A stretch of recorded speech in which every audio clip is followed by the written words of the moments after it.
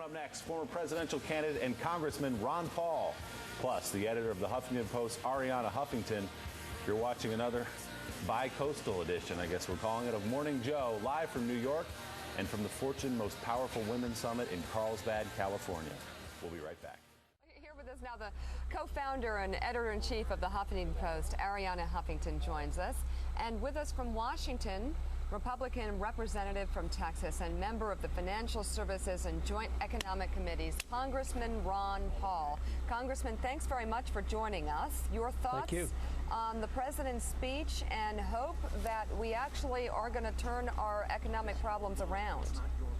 Well, at least he was a little bit cautious. He wasn't bragging that it was turned around, and he shouldn't be, because we have a long way to go. He suggests that the answer will be easy credit to make sure people get some low-interest loans. Without really looking at it, he should realize that we got into this mess because we had easy credit and artificially low-interest loans, and we pushed this on the people, caused all the malinvestment and the bubble to form. So you can hardly solve the problem of a bursting bubble with trying to reinflate and create a new bubble. We've gotten away with it now for several decades, but it's not going to happen this time.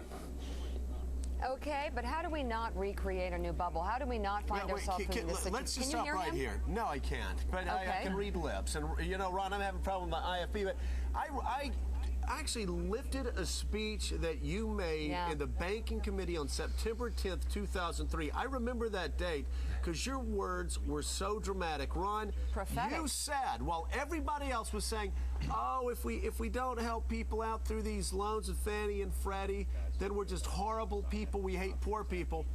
You said, and you predicted, you said, if we continue to inflate this bubble this way, the housing crisis is going to cause an explosion, and there's going to be damage worldwide. What did you know, Ron Paul, in 2003 that nobody else on the Banking Committee or in the United States Congress or in the media know? What did you know?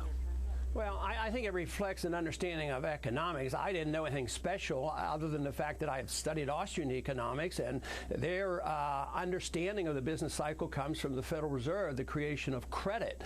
And we've been working with Keynesian economics since the Depression. We've had perpetual bubbles and recessions and ups and downs and inflation.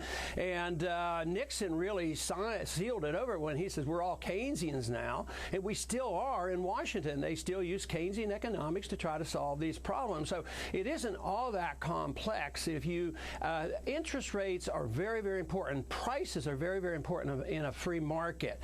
And when you distort prices, like when wage and price controls, everything sees up. Nothing can happen. But when a Federal Reserve comes in and fixes the prices of interest rates, you deceive the savers and the spenders and the investors. People believe that there's been a lot of savings and interest rates are very low. And that wasn't the case. We weren't saving a penny. We were giving low interest rates because we were creating money out of thin air, and that's why I keep coming back to the Federal Reserve. It was the policies of the Federal Reserve that created this, and we shouldn't have been surprised at all that we eventually had this tremendous financial crisis. So, Congressman, is your solution then to get rid of the Federal Reserve then? I mean, or what else are you proposing we do here to make sure this kind of stuff doesn't happen again? Well, first off, we ought to obey the Constitution, live within our means, and balance the budget, quit warmongering, and quit the welfare state. Those minor things like that. But eventually, you don't need the Federal Reserve. No, it's caused too much trouble. Central banking has always been harmful. It's a seductive way of financing big government. Conservatives love it because you can pay the military bills. Liberals love it because you can pay the welfare state bill. But it's all deception. It's all a tax. It eventually destroys and hurts the very people you're trying to help. You try to help poor people by giving them stuff for free, but you end up giving them inflation. They're the first ones to lose their jobs. They're the ones who suffer the most from inflation. We have inflation today much more so than anybody admits because that's why the cost of medicine is so high and the cost of education is so high. It's the devaluation of the dollar. So with all this good intentions of helping poor people, the very people who are doing this are actually making it much more harmful and hurting those they want to help. Arianna, let's talk about September 15th today. You have been writing in the Huffington Post for some time about the fact that this administration and the last administration couldn't stand up to Wall Street, couldn't pass the tough regulations that need to be passed. You still think that's the case? And out here, Andy was just saying, you took on Larry Summers.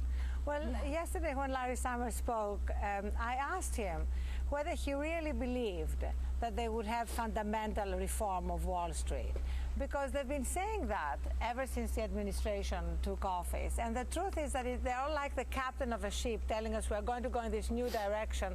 But the autopilot in the boiler room is set in a different direction than the one they want to take us. The same direction. The same direction that we are going now. Yeah. And the autopilot is really controlled by the lobbyists in Washington. You know, thousands of lobbyists spending literally tens of millions of dollars undermining reform efforts. Remember what happened? This is critical to the Cram Down Amendment. And I'd love to ask Congressman Paul about that. The Cram Down Amendment was critical to the foreclosure reform efforts, because without that, without being able to modify your mortgages, nothing is going to work. So now we're having thousands of foreclosures every day, which is affecting the whole community. These are not just people who took crazy subprime loans. These are people who are losing their homes because they lost their jobs. There was a moving article in the New York Times about over 1 million school children are going to school right now homeless. This is having a huge impact, not just on this generation, but on the next one. And the administration is still more concerned with saving Citigroup and saving the big banks, the big 5 banks that are now much bigger than they were a year ago. And you know the thing, and you started to bring it up, and it's a question, Ron, that I keep raising on this show. Why is it that the same people, and I know, Ariana, you'll agree with me, the same people that got us in this mess, whether you're talking about Tim Geithner, that was at the wheel of that ship for a very long time, or whether you're talking about Larry Summers, that was in part of some things that happened in 98 and 99, or whether you're talking about Hank Paulson that was pushing for 40-to-1 leverage rates. Why is it that these same people that got us in trouble are the same people that are still running this economy? Well, they're in charge and they have the power and they still believe it. I mean, they're believers in Keynesian economics, but they're the ones who caused the trouble. Look, the president wants to give more power, to the Federal Reserve. And if you come anywhere close to my understanding of the Federal Reserve, that's the last thing. I want to get rid of the Federal Reserve, and here he wants to enhance it. But I think they're locked in. Whether they're Republicans or Democrats, they're going to support the corporations. Even in medical care reform, who do you think is going to come out well on this? Corporations, drug companies, and insurance companies, they're being protected. Some conservatives accuse Obama of wanting socialized medicine. I don't think so. I think he wants to perpetuate corporatism, whether it's in the financial markets or whether it's in medical care or whatever. So I just think that the difficulty is the transition. How do you go from where we need to go without hurting people? And quite frankly, you can't do it. People are going to be hurt one way or the other. I just want to minimize the pain, and I just don't want to put the pain on the taxpayer. You would agree with Ron Paul in that corporations are getting, you believe, a free ride off of this administration as well as the last. Well, I would also agree with Congressman Paul that this is not capitalism. This is not free enterprise capitalism. This is not capitalism at all. This is definitely not capitalism. This is really oligopoly. Yeah. And that's why we have, 92 smaller regional banks that have failed. 92 banks. But the 5 big banks are bigger than ever. Their profits are growing. Their toxic assets are still on the books. That's what I want us to discuss.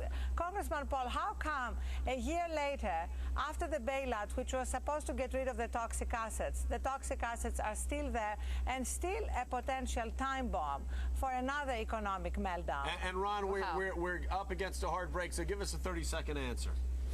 Well, because they haven't solved the problem. Some of the toxic assets are now owned by the taxpayers. That's one thing. But this is my argument. They won't get rid of them. You have to liquidate it. You should allow the correction to occur in 1 year and get all those bad assets out of the way. The fact that they're propping them up means that we're working very hard to perpetuate this problem and turn it into the second Great Depression, if it's not as bad, but much worse if we continue to do what we're doing by not allowing those toxic assets to be liquidated. Absolutely right. Congressman Ron Paul. He was right before. We're going to continue this conversation on the radio. You'll be our guest. It's 10 a.m. to noon Eastern Time on WABCRadio.com. Congressman Ron Paul. Thank you. The book is called The End of the Fed. Thank you so much for being our guest on Morning Joe. We'll talk to you on the radio.